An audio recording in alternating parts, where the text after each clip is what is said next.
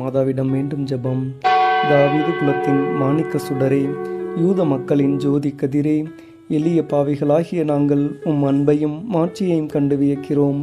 அழகையின் ஆட்சியை அளித்திட அமலொருப்பவ திருக்குழந்தையாய் பிறந்தீர். இருளின் பிடியில் மருளும் மனுக்குலத்தோருக்கு கிறிஸ்துவின் ஒளியை வீசிட செய்தீர். மருள் நீக்கி அருள்வாழ்வை அனைவருக்கும் அளித்திட வேளாங்கண்ணி திருத்தலத்தில் வீற்றிருக்கிறீர்.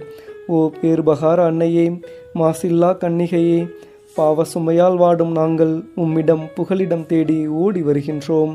ஆழ்ந்த நம்பிக்கையோடு உம்மை அழைக்கின்றோம். உம் திருப்பெயரை பக்தியுடன் நாவினிக்க புகழ்கின்றோம்.